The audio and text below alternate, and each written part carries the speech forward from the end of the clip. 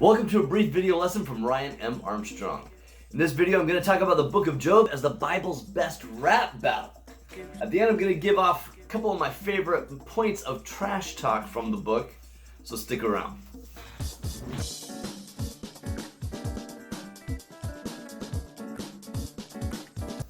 Party people in the place to be, KRS-One attacks.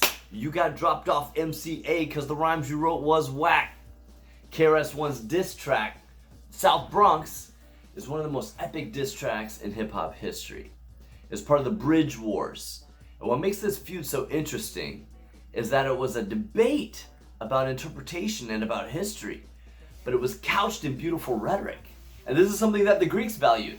It doesn't just matter how good your argument is, it's also important that it's presented in beautiful words. NFL player Jim Brown said, when you talk trash on a certain level, it has to rhyme. Now, not all poetry rhymes in English or in Hebrew, but it always has a certain quality that makes it poetic. Think about Cyrano de Bergerac.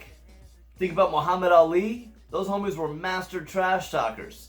There were Greek poetry competitions. Some people say that these poetry competitions were basically just beautiful trash talk. In early hip-hop, MCs were all about rocking the crowd, who could be the most entertaining. But it wasn't long until the focus shifted onto who had the most beautiful trash talk. Think about some of the early battles like Busy Bee versus Kool Moe Dee. Those were legendary. I know what you're thinking. The Book of Job is your favorite rap battle. Thank you for bringing that up, my friend. The Book of Job is about a guy named Job who is the most righteous person on the planet. And then he just suffers horribly. And that's just how the book starts. And then the rest of the book is this epic debate between Job and his friends about why he's suffering. And every speech is written in beautiful, eloquent poetry, but it's got biting, sarcastic trash talk. The whole book is just diss track after diss track after diss track. The number one question I asked by Jewish people is actually whether or not I think Job was a real person. There's a debate in the Talmud about whether or not God would actually ever do this to someone, or if it's just a hypothetical. And the truth is, Bible stories are written like Broadway musicals. People break out into song all the time. Job probably wasn't talking poetry in his day-to-day. But Ezekiel tells us about an ancient legend about a guy named Job who's famous for his righteousness. And a biblical author took this legend and made a hip-hop musical out of it. Job is a poetic gladiator. In this book, he's battling his way up a pagoda like Enter the Dragon with rap battles. And his first challenge is the three friends, and he goes back and forth with them until finally he comes out on top. And then all of a sudden, a fourth friend, Elihu, comes in out of nowhere. And this dude comes out, he's like, okay, Job, that was the minor leagues. Welcome to the big leagues, son. I'm your Huckleberry. And then Elihu comes at him with 4 poems back to back. And Job's just about to answer, and then all of a sudden, boom! Our little poetic gladiator ends up in the Thunderdome. And God shows up in a storm wind and just starts talking trash. And it's pretty.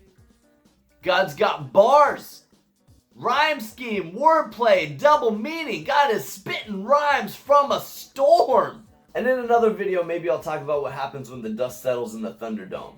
So if you want to hear it, please like and subscribe. But back to the first round of battles with the 3 friends. Job keeps saying, look, I'm the most righteous guy on the planet. I don't deserve any of this. Why is God punishing me? And the 3 friends are like, obviously you deserve it. Why else would God be punishing you? So Job's friend Sophar comes at him pretty hard in chapter 11. And Sophar's argument is, look, God's actually pretty smart.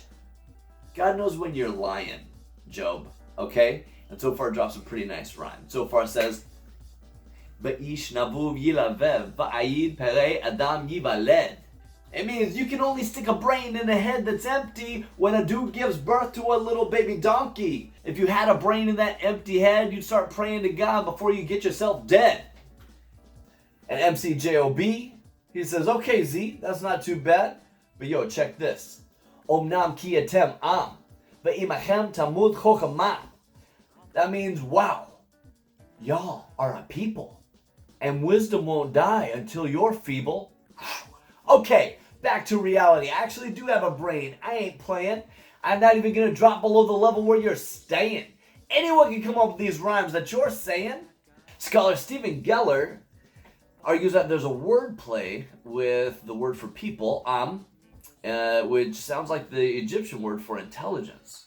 So if you reread this, thinking about it with the double meaning, it would say, wow, if y'all were intelligence itself, wisdom would be dying with you.